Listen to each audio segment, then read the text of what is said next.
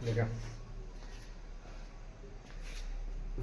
पिछले बार आप लोगों को यह बताया गया था कि किस प्रकार से आपको प्रथम विश्व युद्ध हुआ, जिसमें दो देश से शुरुआत इस हुआ था। एक का नाम था आपको सर्बिया, एक का नाम था जिसका नाम था आपको ऑस्ट्रिया। ऑस्ट्रिया का राजकुमार जिसका नाम था आपको फर्डिनेंड, और फर्डिनेंड एक देश था जिसका नाम था आपको सेरोजोवा। वहां पर आपको हत्या करा दिया गया और इसके बाद प्रथम विश्व युद्ध का आगाज हो गया। हत्या तो हुआ था आपको 28 जून को, लेकिन उसके बाद आपको ऑस्ट्रिया का जो राजा था जिसका नाम था आपको जोसेफ, उसने 1 महीने का समय दिया, यानी 28 जून को हत्या हुआ और 28 जुलाई को यानी 1 महीने का समय दिया आपको सर्बिया को, जिसमें यह कहा गया था कि जो भी मेरा राजकुमार का मृत्यु किया है यानी मृत्यु दिया है उसका पूरा सबूत हमें चाहिए, लेकिन सर्बिया इसको पूरी तरह से अनदेखा कर दिया। तो इसमें हम आपको बहुत कुछ आपको बताए भी थे। अब उसी का हम पार्ट 2 लेकर चलते हैं और आज का जो टॉपिक रहेगा प्रथम विश्व युद्ध, और इसी प्रथम विश्व युद्ध में हम पार्ट 2 को लेकर चलेंगे, यानी चैप्टर 2 रहेगा। और इससे जो पुराना जो वीडियो आपको बनाया गया था उस वीडियो को हम आगे बढ़ाते हैं और इसको हम आपको समझा देते हैं। तो दो देश की शुरुआत करते हैं। एक देश का नाम था आपको सर्बिया और एक देश का नाम था जिसका नाम था आपको ऑस्ट्रिया। ठीक है, एक देश का नाम था जिसका नाम था आपको सर्बिया और एक देश का नाम था जिसका नाम था आपको ऑस्ट्रिया। क्योंकि आप लोग जान भी रहे हैं कि ऑस्ट्रिया के राजकुमार की आपको मृत्यु हुआ है और ये ऑस्ट्रिया इसे 1 महीना का समय देता है कि हम सर्बिया को 1 मंथ का हम समय देते हैं कि 1 मंथ का समय जो रहेगा वो तय करेगा कि युद्ध होगा या नहीं होगा। लेकिन ये जो सर्बिया जो था ये पूरी तरह से आपको नजरअंदाज करता है। ठीक है, पूरी तरह से ये नजरअंदाज करता है और इसकी बातों को अनदेखा कर देता है। इसलिए 1 महीना का समय ऑस्ट्रिया दिया, लेकिन 1 महीना तक ये पूरी तरह से नजरअंदाज किया और अंततः वो समय आ गया जब ऑस्ट्रिया ने सर्बिया पर पहला आक्रमण कर दिया। डेट याद रखेंगे, यह है आपको 28 जुलाई 1914 ईस्वी। घटना हुआ था आपको 28 जून को, 1 महीने का समय मिला और 28 जुलाई 1914 ईस्वी को सर्बिया पर पहला आक्रमण कर दिया गया। ठीक है, यह किया था आपको ऑस्ट्रिया ने और इससे विश्व युद्ध की जो शुरुआत किया था यह आपको ऑस्ट्रिया के द्वारा किया गया था, सर्बिया पर किया गया था। ठीक है, सर्बिया का साथ देने के लिए एक देश आ गया, उस देश का नाम था आपको रूस।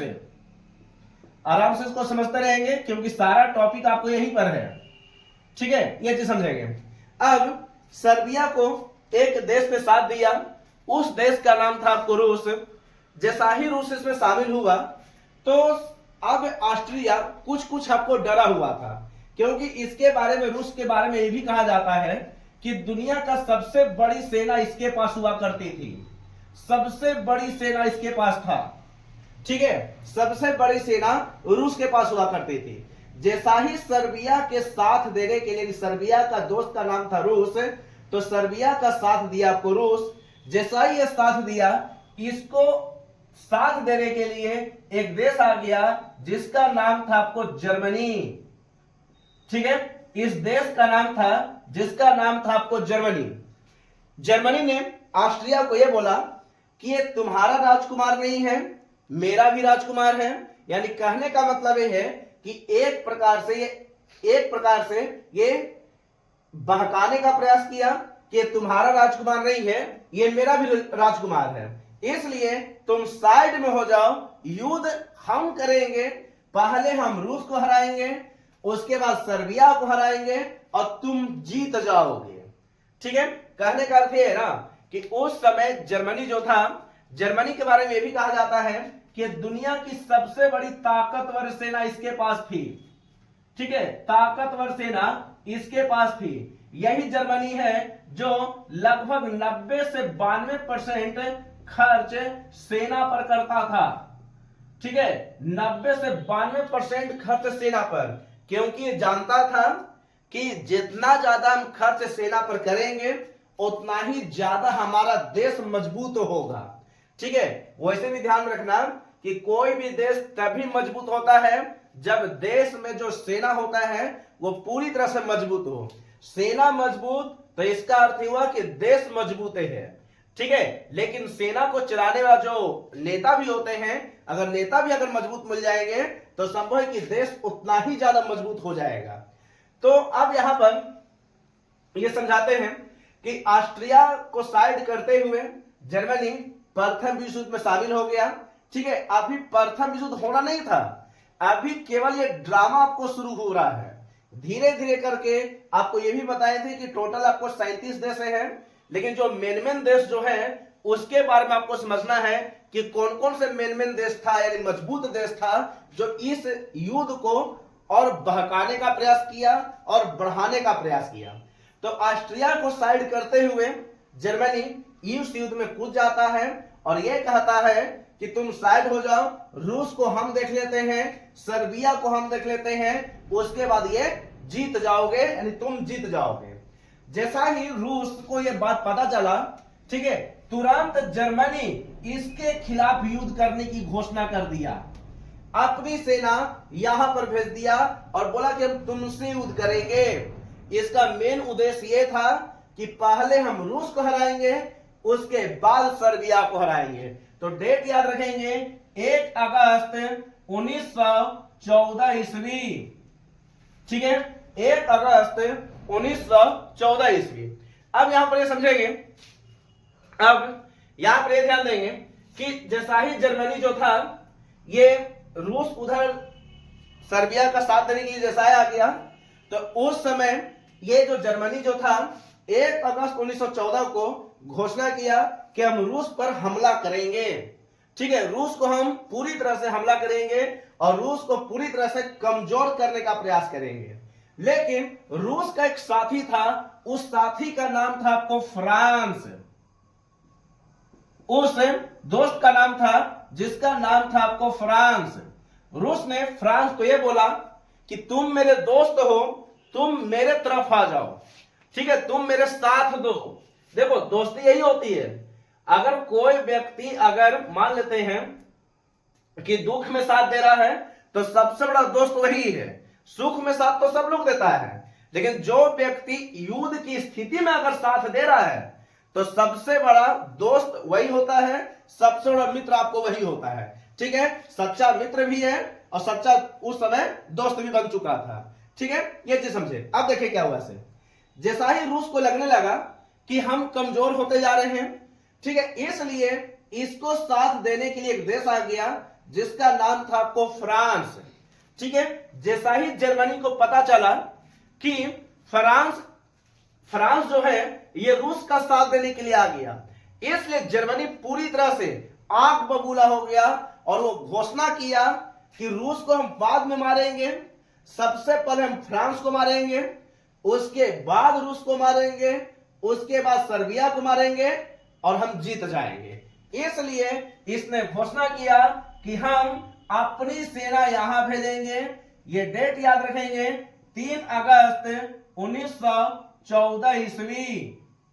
ठीक है, 3 अगस्त 1914 ईस्वी। 3 अगस्त 1914 ईस्वी को जर्मनी युद्ध करने की घोषणा कर दिया। ठीक है, किसके खिलाफ? तो फ्रांस के खिलाफ। यही फ्रांस जो था जो आपको रूस का आपको साथ दे रहा था। ठीक है, रूस के बारे में यह कहा जाता था कि उस समय सबसे बड़ा सेना था। ठीक है, लेकिन ताकतवर सेना नहीं था। रूस के पास किसी प्रकार का आधुनिक हथियार नहीं था। ठीक है, हर एक पॉइंट को ध्यान में रखना, रूस के पास किसी प्रकार का आधुनिक हथियार नहीं था, आधुनिक बंदूक नहीं था। ठीक है, आधुनिक तोप नहीं था। अभी युद्ध कर रहे हैं तो युद्ध में आपको कई प्रकार से हथियार होना चाहिए। ठीक है, बिना हथियार के आपको युद्ध नहीं हो सकता।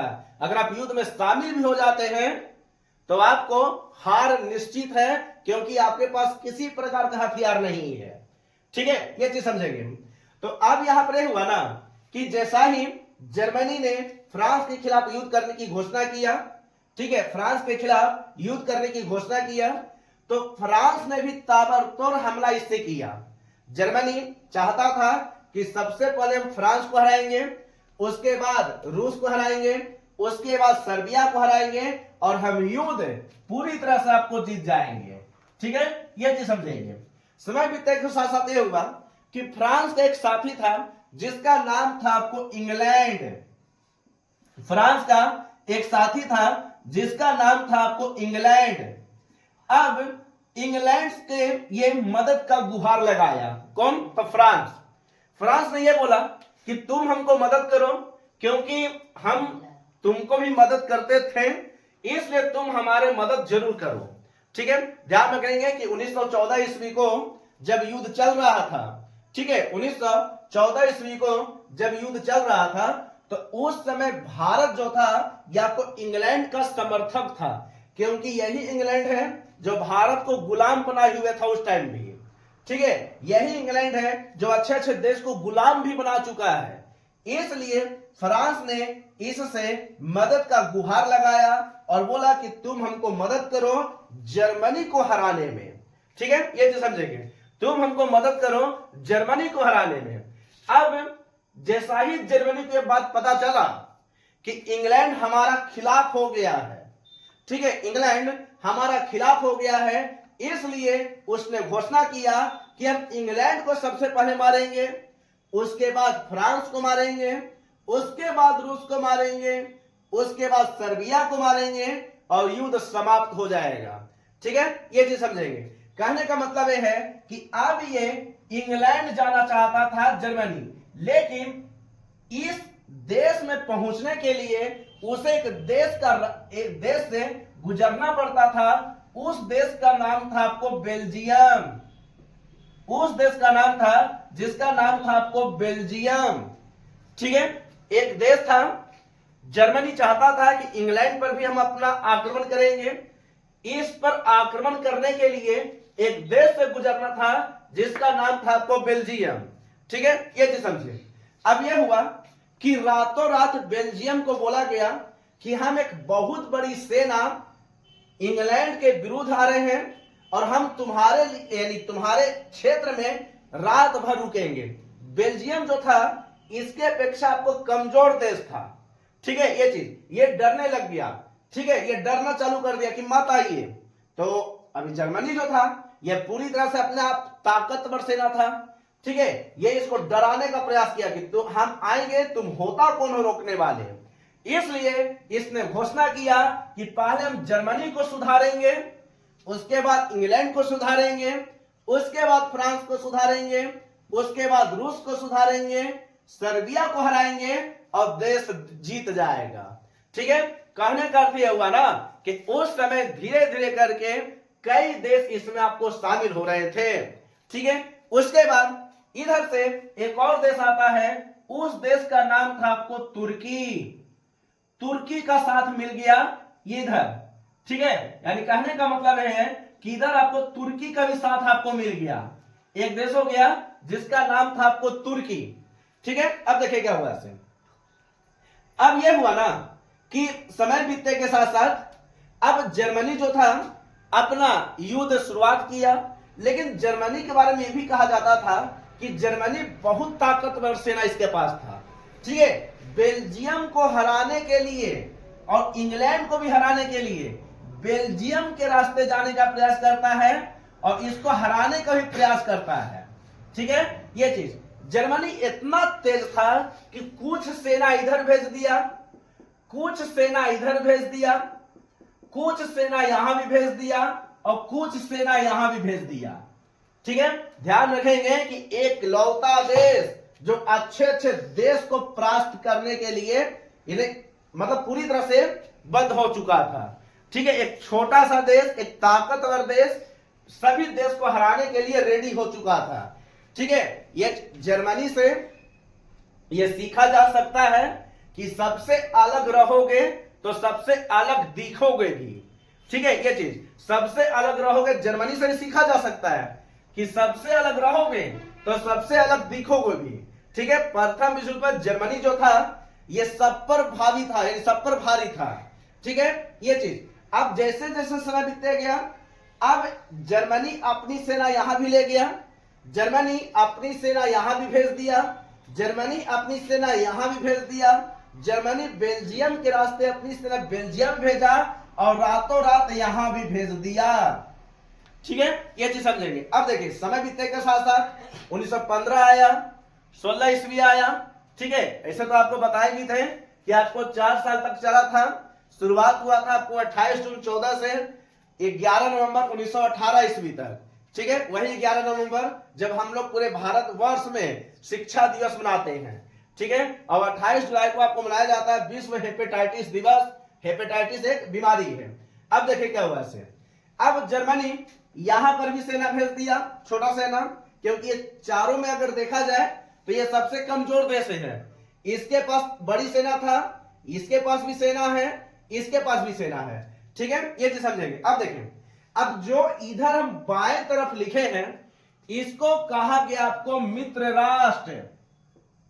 ये चीज समझेंगे, ये जो हो गया आपको मित्र राष्ट्र।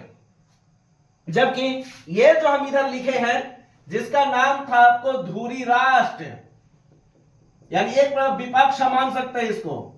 ठीक है, ये धुरी राष्ट्र है, जबकि ये जो है ये आपको मित्र राष्ट्र है। और सवाल आपको बनता भी है कि मित्र राष्ट्र का नेतृत्व कौन कर रहा था, तो यहां पर नेतृत्व कोई नहीं कर रहा था। लेकिन अगर कहीं पूछ दे कि धुरी राष्ट्र का नेतृत्व कौन कर रहा था, तो सारा कारनामा आपको जर्मनी का था। ठीक है, यानी जो नेतृत्व करने वाला जो देश था उस देश का नाम था आपको जर्मनी। ठीक है, छोटा सा देश लेकिन अपने आप में ताकतवर ये है।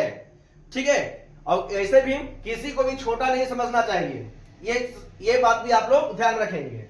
ठीक है, ये चीज। अब यहां पर ध्यान रखना कि समय बीतने के साथ साथ यह हुआ कि अंततः अब जर्मनी की सेना बेल्जियम के रास्ते इंग्लैंड आती है। इंग्लैंड इसका कड़ा मुकाबला करता है। ठीक है, इतना मतलब बहुत तेज मुकाबला करता है। ठीक है, इसकी सेनाओं को मारने तक भी इंग्लैंड के पास आधुनिक हथियार भी था, क्योंकि आपको बताया भी है कि इंग्लैंड एक ऐसा देश है जो लगभग बहुत सारे देशों को आपको गुलाम बनाया है। भारत जैसे देश को भी गुलाम बनाया है, अमेरिका जैसे देश को भी गुलाम यही बनाया था।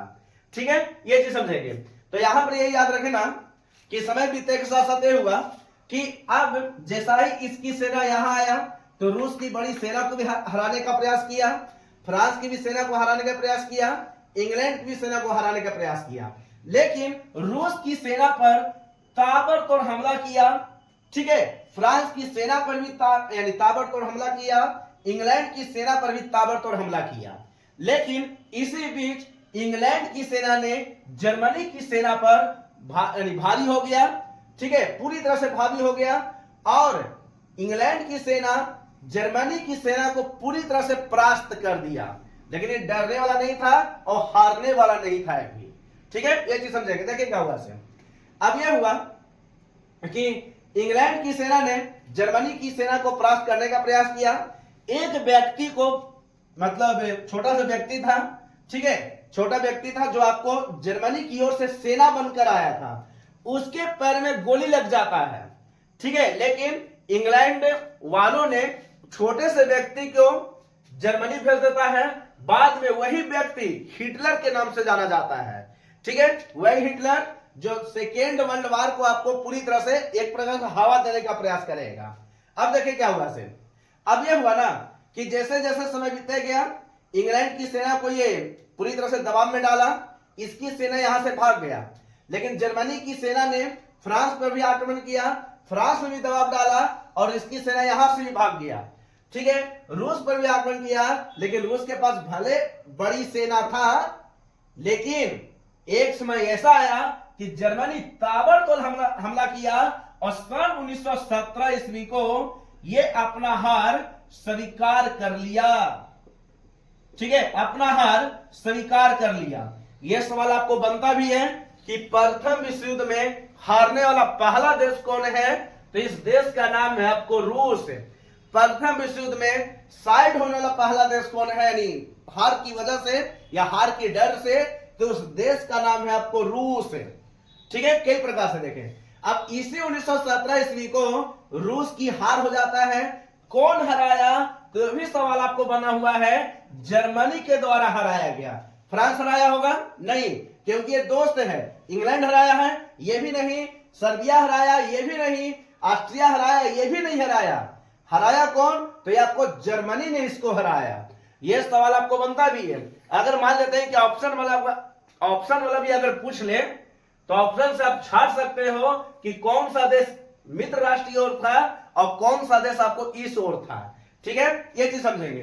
कहने का मतलब है ना कि ध्रुवीय राष्ट्र की ओर आपको ऑस्ट्रिया भी था, इधर एक और देश था, उस देश का नाम था आपको हंगरी। हंगरी भी आपको ध्रुवीय राष्ट्र की तरफ था। ठीक है, ऑस्ट्रेलिया भी था, बुल्गारिया भी था, बहुत सारा देश इधर जो थे जो आपको यानी छोटा छोटा देश है, इसलिए जल्दी इसका नाम नहीं आता है। लेकिन जो मेन देश है, ये मेन देश के बारे में आपको नाम हम लिख चुके हैं। अभी अमेरिका की एंट्री होगा, लेकिन अभी कुछ समय के लगेगा, पहले इसको जानेंगे। देखें, अब यहां पर हुआ ना कि जैसा ही समय बीता, समय बीतने के साथ साथ जर्मनी की सेना रूस की सेना पर हावी हो गई। ठीक है, और जैसा ही हावी हुई तो सन 1917 ईस्वी में रूस अपना हार स्वीकार कर लेता है। ठीक है, रूस जो है अपना हार स्वीकार कर लेता है।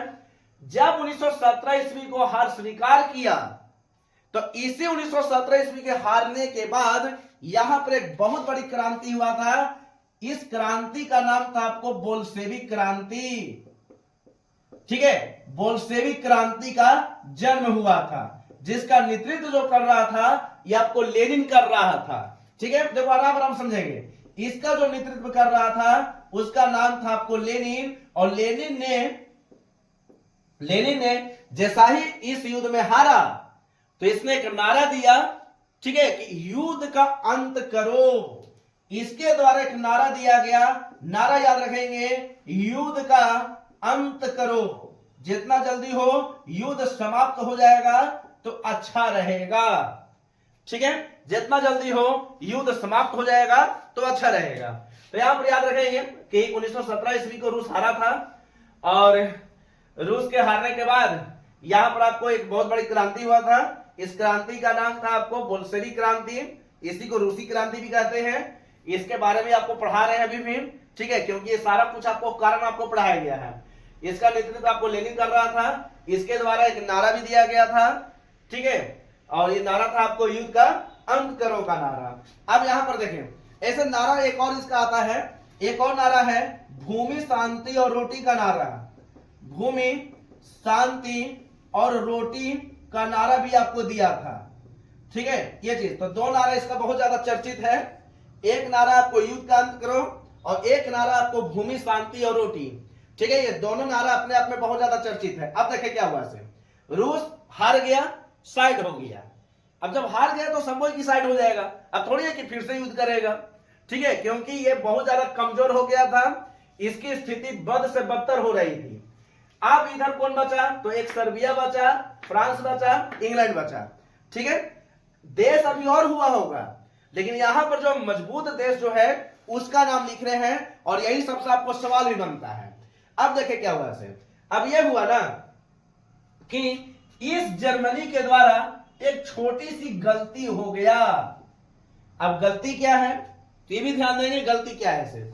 इसने एक जहाज को डुबा दिया जिसका नाम था आपको लुसितानिया जहाज। लुसितानिया जहाज। ठीक है, लुसितानिया जहाज पर ये आक्रमण कर दिया।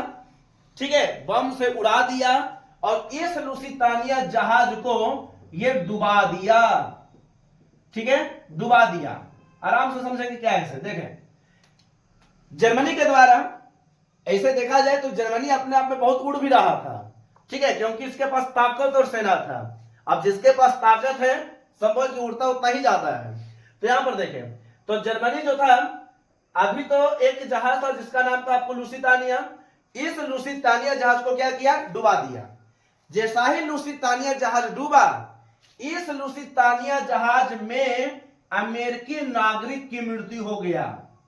ठीक है, अमेरिकी नागरिक की मृत्यु हो गया, यानी अमेरिका का व्यक्ति की मृत्यु हो गया। अब देखिए क्या हुआ से, अब जैसा ही अमेरिकी नागरिक की मृत्यु हो गया तो अमेरिका घोषणा किया कि हम मित्र राष्ट्र की ओर से युद्ध में शामिल होंगे, और इस प्रकार इधर से एक और देश आ गया, उस देश का नाम था आपको अमेरिका। अमेरिका का आपको एंट्री हो गया, ठीक है, अमेरिका का एंट्री हो गया, और इसने घोषणा किया कि जर्मनी को पूरी तरह से हम बर्बाद कर देंगे, और जैसा ही ये इसमें शामिल हुआ, पूरा युद्ध का आपको नक्शा को ही चेंज कर दिया। देखिए क्या हुआ से, अब इसने ये किया ना, अब इसने ये किया कि जैसा ही इसमें शामिल हुआ, तो इस समय अमेरिका के जो राष्ट्रपति थे, पूछता भी ये सवाल कि प्रथम विश्व युद्ध के समय अमेरिका के राष्ट्रपति कौन थे, तो याद रखेंगे अमेरिका के राष्ट्रपति का जो नाम था, जिसका नाम था आपको वुडरो विल्सन, ठीक है, राष्ट्रपति जो थे जिसका नाम था आपको वुडरो विल्सन। वुडरो विल्सन बहुत ज्यादा चर्चित नाम है, ध्यान रखेंगे। देखें वुडरो विल्सन।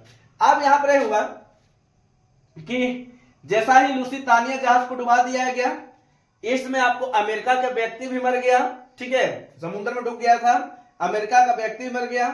इस घटना के बाद सन 1917 ईस्वी को यह शामिल हो जाता है, ठीक है, 1917 में यह शामिल होता है, 1917 को यह शामिल हो जाता है प्रथम विश्व युद्ध में। अब यहां पर हुआ कि जैसा ही शामिल होता है तो पूरी तरह से रंग रूप को चेंज कर देता है।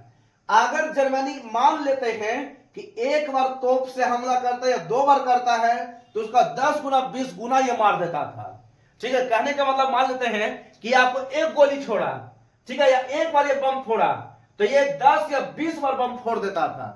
यानी अगर ये दोनों के अगर हम तुलना करें तो जर्मनी इसके अपेक्षा कमजोर देश है, जबकि अमेरिका बहुत ताकतवर देश है, ठीक है, उस समय का भी और आज समय का भी ताकतवर देश है। अब देखिए क्या हुआ से, अमेरिका ताबड़तोड़ आपको हमला करना चालू कर दिया, और अंततः धीरे धीरे समय बीतने के साथ साथ बुल्गारिया भी साइड हो गया, ठीक है, तुर्की भी साइड हो गया, हंगरी भी साइड हो गया। ऑस्ट्रिया देख रहा था कि शुरुआत हुआ था छोटा सा मुद्दा के लिए, ठीक है, ऐसे देखा जाए तो ऑस्ट्रिया का राजकुमार की मृत्यु हुआ है, ऐसा छोटा मुद्दा तो नहीं कर सकते, लेकिन शुरुआत हुआ था दोनों देश के बीच में, लेकिन धीरे धीरे करके कितना इसमें शामिल हो गया, कितना सारा घटना घट गया, ऑस्ट्रिया भी सोचने लग गया, और अंत में ये भी साइड हो गया।